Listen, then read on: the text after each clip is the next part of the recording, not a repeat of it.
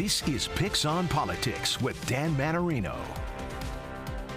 Hi, everybody, and welcome to Picks on Politics. I am Dan Mannarino, and this is the time of year when our local leaders lay out their plans and agendas to their constituents, right? In just a few short days, New York Governor Kathy Hochul will deliver her State of the State address. I got the chance to sit down exclusively with her prior to that.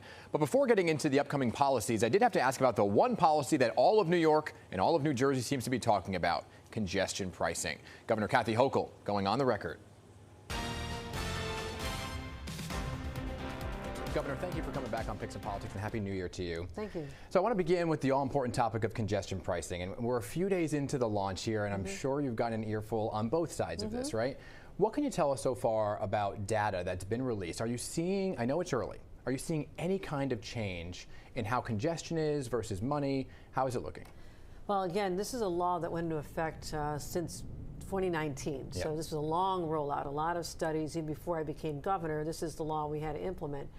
And it's a little bit early yet. You know, we're tracking the day. I think if we had 3 solid days of information, we'd have a better sense. But anecdotally, I'm hearing traffic is down, and we're checking on the ridership right now. But people are saying they're seeing more people on the trains. I took Metro North down yesterday.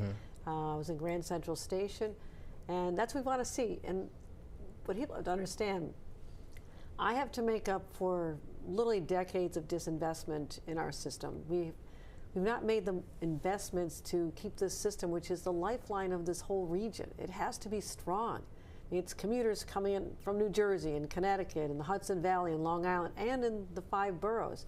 So that's the reason that the legislature, my predecessor, came up with this. But right now, it's a little bit too early to say. Okay. Within a couple of days, I'll be able to give you something more accurate on that. I want to talk about the timing, because political experts and even Democrats I've spoken to say a big reason the election went the way it did is because of the economy, and it likely cost Democrats some seats in Congress.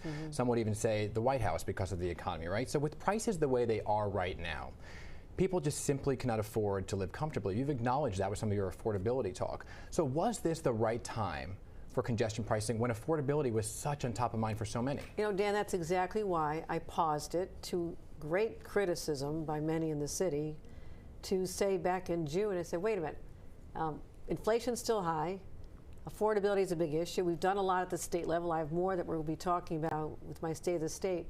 But that's why I fought so hard to put it on pause while I could structure a plan to reduce it 40%. So it would have been $15 a person.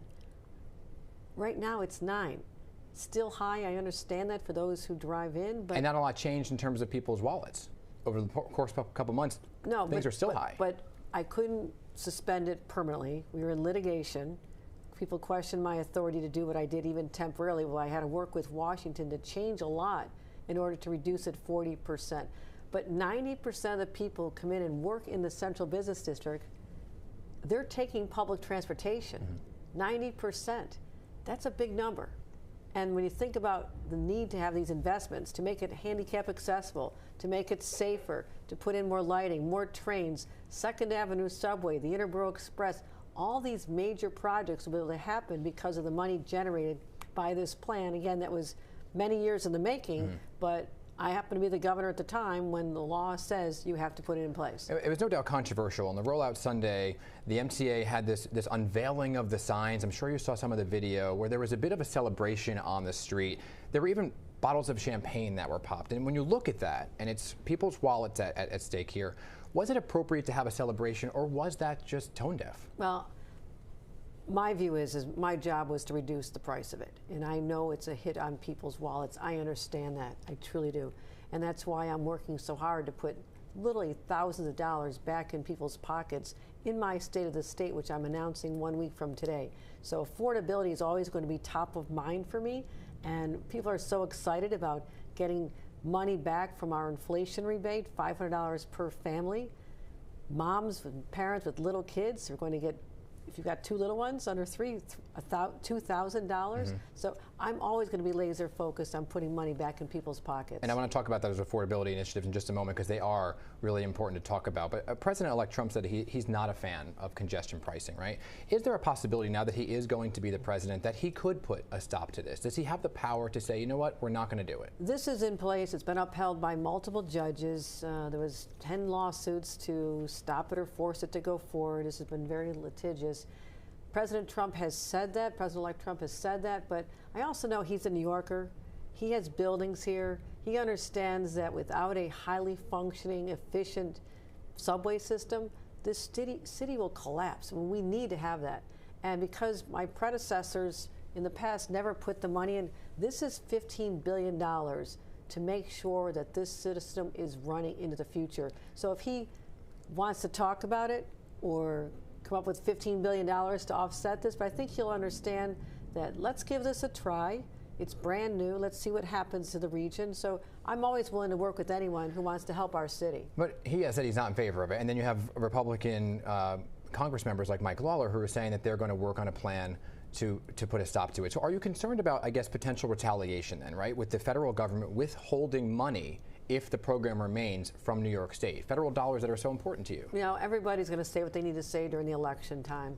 My job is to govern now, and I will work with the president-elect if he wants to work to make sure that the economy of our country and New York City, which is an economic driver, not just for New York, but all of America, he'll want to keep that strong. But as far as the Hudson Valley, I took Metro North in yesterday, and there's a lot of people on it. They know that it's important, and I promise them with the money we're bringing in, I'm going to cut the commute time shorter.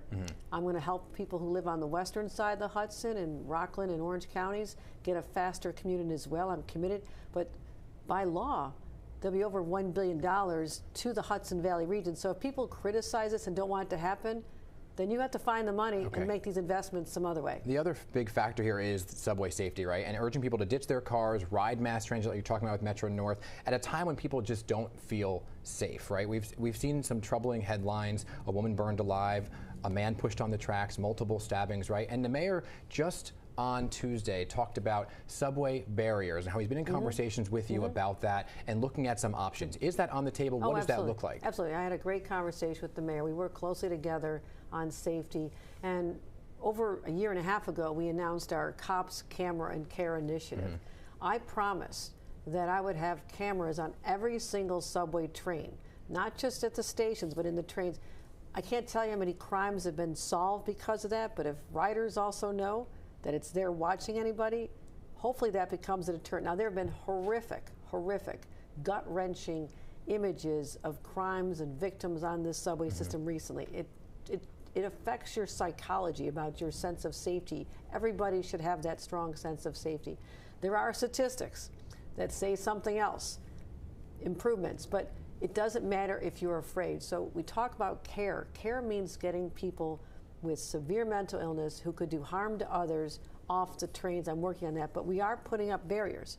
I have come up with a plan. I've committed the money to make sure that when you're standing there waiting for your train to come through, that you don't have that fear, that deep-rooted fear of someone pushing you on the tracks. We're going to get that done. This year in 2025? We'll start, absolutely. There's a lot of stations, a lot of places to do it, but I just authorized the money to start working on that now. I want it done as soon as possible. Just like I said with the cameras, get it done now. Is that system-wide, or are you looking at targeting specific stations? We'll start with the ones that have been, high profile, most used, our transit hubs, but we'll get everywhere. You've mentioned the forcible removal, and that's a big component. I spoke to the mayor just recently about this and him wanting to have this ability to remove the mentally ill from the system and from the streets as well, right? Now, you've said you want to put that into your legislation, but what are the specifics? How will it work? We're going to give out the details literally in 1 week. We're working with advocates. Give me a taste. Well, right now, the only way that if someone is removed from the subway, for example, and goes to the hospital, they can't require them to stay and get longer-term care unless they're going to demonstrate that there's a harm to themselves or others. That's the only test. And so doctors right now are releasing people who really shouldn't be released. They're getting cycled in and out. And that's destabilizing our streets and our city because these are clearly people who need our help. So we're going to look at different standards that can be applied to make it easier to hold someone, because I think it's inhumane to let this person suffer on the streets because we've been sued or because lawsuits from other people who have good intentions, but let's take care of them. But also, when you get on that train and you don't see someone who looks like they could harm you, or your street corner, your stoop, it's going to start calming this community down. So what does it look like in terms of who has the authority to actually do the removal? Will it be the NYPD? Is it an EMT or an FDNY member? And where are they taken to and for how long? Well, that's, you know, obviously law enforcement will have that ability. Others who are involved in the social welfare system, bring them usually to a hospital for an evaluation. One of the challenges we had, Dan, was that after the pandemic, so many hospital beds that took care of psychiatric patients were closed down. Yeah. They're converted to COVID beds. I'm proud to announce that we have nearly 1,000 beds that are reopened now, so when someone needs to stay, there's a place to keep them. But a lot of our facilities, like Bellevue and others, they need to be able to keep people in longer-term care so they don't just, after a day, are back on the streets. That's what's wrong with the system. They need longer-term supportive housing. And I also changed the law last year, which says anytime someone is discharged from a hospital, they have to have a treatment plan. You can't just say, go, make that first appointment, get them on a plan, but I want to do even better than that. All important points right there. And just moments before I sat down with the governor earlier this week, the news broke that the FBI once again looking into additional charges now against Mayor Eric Adams. Her real-time reaction when Picks on Politics comes back in just 2 minutes.